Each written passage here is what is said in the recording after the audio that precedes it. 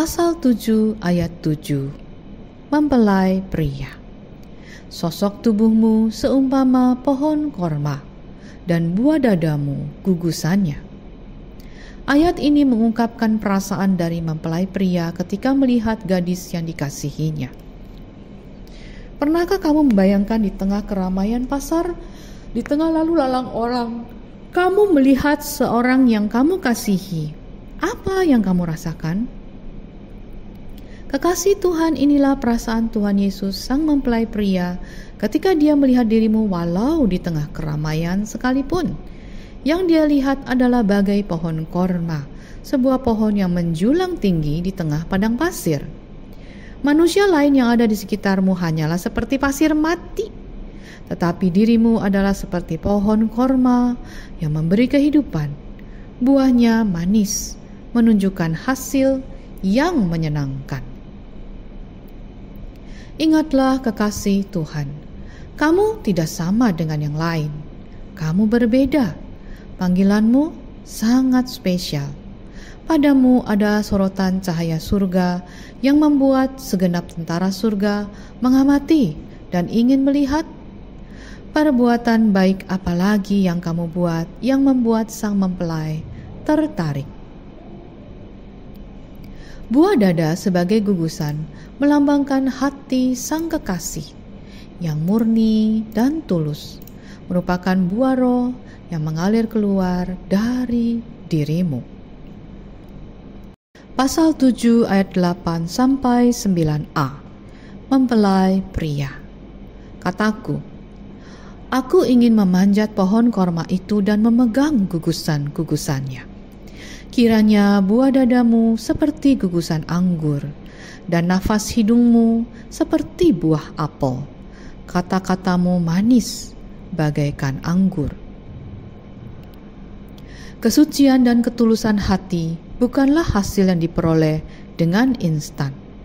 Ini perlu diuji dan terus diuji sampai sempurna. Sang mempelai pria begitu ingin memegang dan memetik gugusan buah korma itu untuk dinikmati. Tuhan Yesus berkata dalam khotbah di atas bukit, "Berbahagialah orang yang suci hatinya, karena ia akan melihat Allah." Matius 5 ayat 8. Hati yang suci, kudus, bersih bukanlah hati manusiawi, tetapi hati Kristus. Kekasih Tuhan, firman Tuhan berkata, "Jagalah hatimu dengan segala kewaspadaan, karena dari situlah terpancar kehidupan." Amsal 4 ayat 23. Tetapi bagaimana kita bisa menjaga hati ketika ada yang begitu menyakiti hati kita, mengkhianati kita, bahkan mencoba membunuh kita? Ini tidak mungkin terjadi, kekasih Tuhan. Ini tidak mungkin terjadi jika kita mengandalkan diri sendiri. Pasrah dan berserah kepada Tuhan adalah caranya. Tapi bagaimana mungkin? Berdoalah dan minta kepada Tuhan, "Bapa, berikan aku hati Kristus, pikiranku pikiran Kristus, mataku mata Kristus, telingaku telinga Kristus, mulutku mulut Kristus." Ini tidak mungkin. Kristus begitu sempurna, tapi kita sangatlah jauh. Kekasih Tuhan, ini mungkin karena Rasul Paulus menyatakannya dalam 1 Korintus 2 ayat 16. Tetapi kami memiliki pikiran Kristus. Ingatkah kamu bagaimana hidup Rasul Paulus sebelum dia percaya Kristus? Dia adalah seorang pembunuh anak-anak Tuhan, seorang yang begitu dikuasai si jahat. Namun dengan kuasa Tuhan Yesus, dengan kepenuhan Roh Kudus, sanggup mengubahkan hidupnya menjadi manusia baru yang betul-betul berbeda dengan dirinya yang lama. Kekasih Tuhan, ketika kita menyerahkan diri kita, pikiran kita, hati kita kepada Tuhan Yesus dan berserah sepenuhnya pada pimpinan Roh Kudus, maka hidup suci kudus itu bisa terjadi oleh karena kita berserah, yang artinya kita percaya sepenuhnya kepada Tuhan. Inilah buah yang manis yang menyenangkan hati Tuhan, kekasih kita. Nafas hidung seperti buah apel. Nafas hidung menunjukkan kemampuan untuk menghidupi roh itu di dalam diri kita.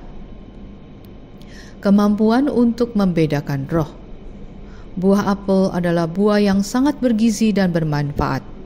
Hal ini berarti dimanapun kekasih Tuhan berada, dapat memberikan kehidupan, manfaat, dan sukacita.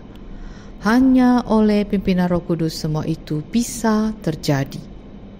Roma 8 menjelaskan dengan baik. Ada baiknya kita membaca pasal ini secara menyeluruh dengan seksama.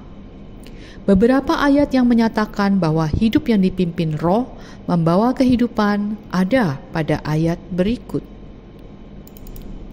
Karena keinginan daging adalah maut, tetapi keinginan roh adalah hidup dan damai sejahtera.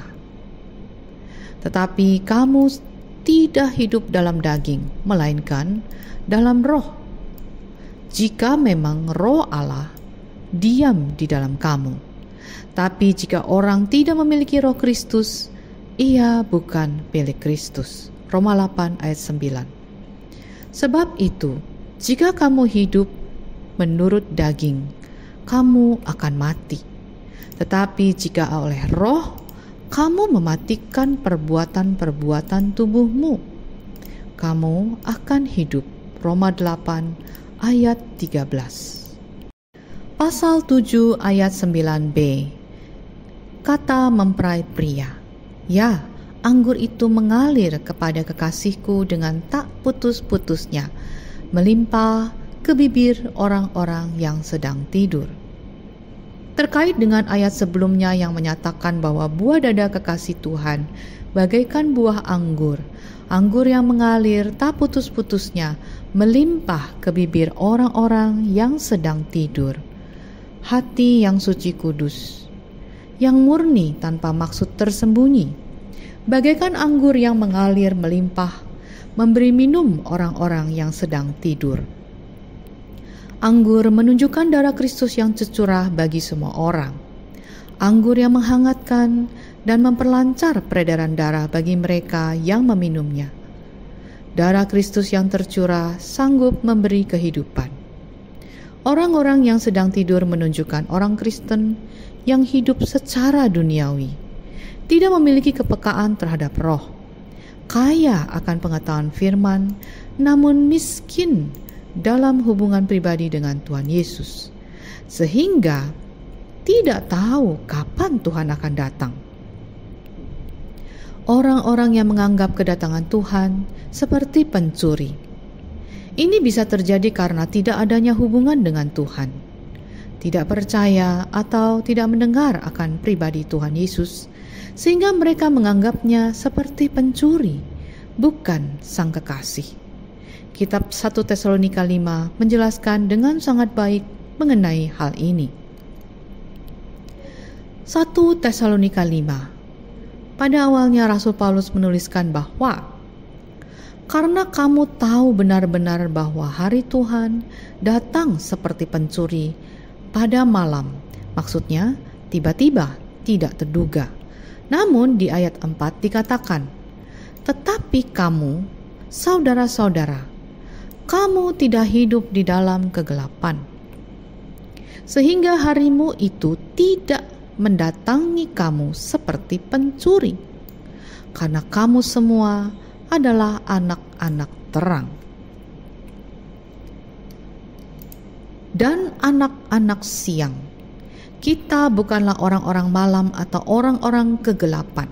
Sebab itu baiklah jangan kita tidur seperti orang-orang lain, tetapi berjaga-jaga dan sadar. Tetapi kita adalah orang-orang siang. Baiklah kita sadar, berbaju zirakan iman dan kasih, dan berketopongkan pengharapan keselamatan. Karena Allah tidak menetapkan kita untuk ditimpa murka, tetapi untuk beroleh keselamatan oleh Yesus Kristus Tuhan kita. Ayat 8 dan 9, inilah yang terus mengalir keluar dari bibir kita bagaikan anggur kepada orang-orang tidur di sekitar kita, sehingga mereka bisa bangun dan mau memiliki hubungan pribadi dengan Tuhan. Pasal 7 ayat 10. Mempelai wanita, kepunyaan kekasihku, aku, kepadaku gairahnya tertuju. Aku milik kekasihku. Ayat ini dan ayat-ayat berikutnya berisi kata-kata sang mempengantin wanita sebagai jawaban atas ungkapan kasih sayang sang pengantin pria yang disampaikan dalam ayat-ayat sebelumnya. Kepunyaan kekasihku, aku, kepadaku gairahnya tertuju. Betapa indahnya hubungan kekasih Tuhan yang begitu yakin siapa yang memiliki kita. Gairah Tuhan hanya tertuju kepada kita. Ini merupakan hubungan yang begitu intim, bagaikan tali berpilin, melekat kuat berlapis-lapis, tidak dapat dipisahkan dengan mudah. Kekasih Tuhan, tahukah kamu, dengan hubungan yang begitu erat ini, siapapun atau apapun yang menyakiti kita berarti dia menyakiti Tuhan? Kita dengan berani bisa berkata kepada iblis bahwa dia bukan menghadapi kita, tetapi menghadapi Tuhan, Sang Raja semesta alam yang sanggup menggerakkan seisi alam untuk membela dan melindungi kita. Kita tidak perlu membalas atau menyakiti siapapun, karena kita memiliki Tuhan yang menjadi pembela kita. Teringat kepada kisah Musa ketika dia disakiti oleh saudaranya sendiri. Lihatlah bagaimana respon Tuhan dalam membela Musa dalam Bilangan 12 ayat 1 sampai 16. Bukan demikian hambaku Musa yang setia dalam segenap rumahku. Berhadap-hadapan aku berbicara dengan dia. Terus terang, bukan dengan teka-teki, dan ia memandang rupa Tuhan. Mengapakah kamu tidak takut mengatai hambaku Musa? Sebab itu bangkitlah murka Tuhan terhadap mereka, lalu pergilah ia. Dan ketika awan telah naik dari atas kemah, maka tampaklah Miriam kena kusta, putih seperti salju. Waktu itu Tuhan belum mati untuk Musa. Namun betapa dia membela Musa, apalagi kita yang sudah percaya kepada Yesus Kristus yang mati bagi kita. Kita pasti dibela Tuhan. Sahabat, mari kita terus mengejar hubungan yang intim dengan Tuhan Yesus Kristus melalui Roh Kudus-Nya yang akan menuntun hidup kita dalam firman Tuhan selangkah demi selangkah semakin mendekat dengan Tuhan. Pasal 7 ayat 11. Mempelai wanita, mari kekasihku, kita pergi ke padang, bermalam di antara bunga-bunga pajar. Mari kita pergi ke padang, agar setelah menjauh dari keramaian, kita dapat berbincang bersama dengan lebih bebas dan intim. Kekasih Tuhan dengan rendah hati menginginkan persekutuan pribadi dengannya. Marilah kita berjalan bersama, agar kita dapat menerima nasihat, petunjuk, dan penghiburan darimu, dan juga dapat menyatakan keinginan dan keluhanku kepadamu dengan bebas dan tanpa gangguan. Persekutuan dengan Kristus adalah apa yang dikehendaki dengan sungguh-sungguh oleh semua orang yang dikuduskan.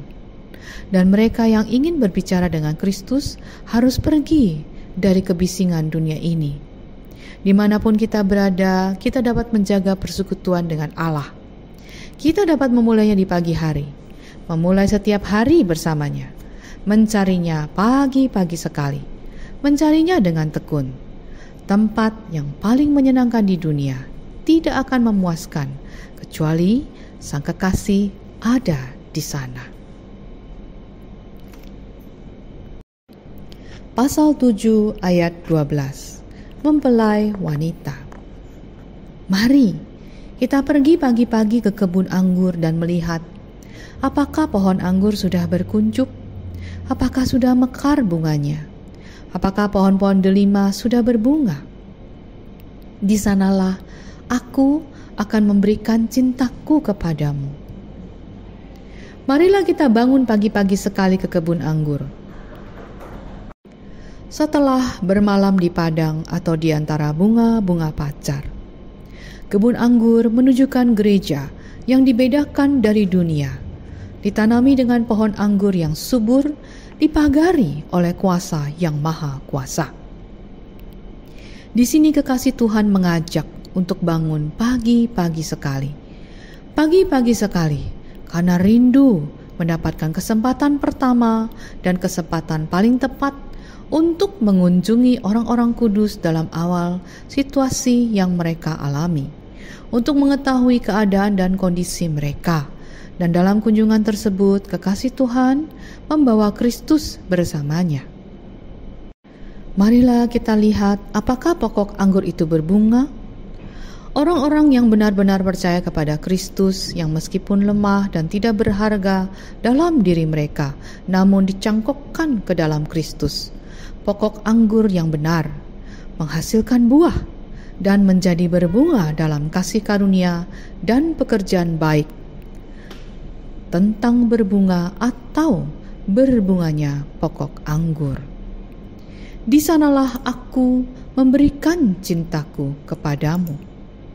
Menunjukkan bahwa kekasih Tuhan, menunjukkan kasih kepada Tuhan Yesus dengan memperhatikan anak-anaknya, mengunjungi, menguatkan, sambil melihat apakah anak-anak Tuhan itu sudah bertumbuh dan berbuah manis bagi Tuhan Yesus, Sang Kekasih jiwanya. Pasal 7 ayat 13, mempelai wanita. Semerbak bau buah dudaim.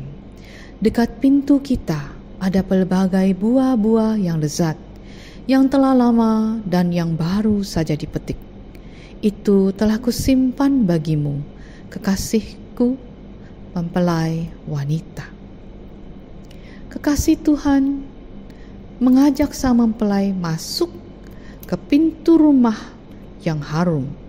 Oleh karena buah dudaim, buah yang sangat harum, seharum pakaian Kristus yang berbau mur, gaharu, dan kayu manis, dan diurapi dengan minyak urapan dari kasih karunia roh. Dengan doa-doa yang dipanjatkan bagai dupa harum yang naik ke atas menyenangkan hati Tuhan. Di pintu rumah kita ada segala macam buah-buahan yang menyenangkan. Berbeda dari buah dudaim dan bunga-bunga di ladang, sang mempelai pria kini kita undang masuk ke dalam rumah kita. Masih ingatkah kamu di pasal sebelumnya di mana kekasih Tuhan menolak untuk membuka pintu rumah bagi mempelai pria?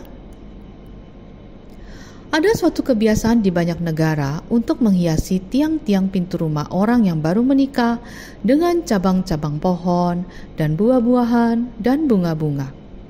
Dan pada perayaan-perayaan lain selain perayaan-perayaan pernikahan. Ini menunjukkan kesiapan untuk menerima sang mempelai untuk masuk. Dan segala macam buah-buahan yang menyenangkan. Ini dapat menunjukkan kelimpahan.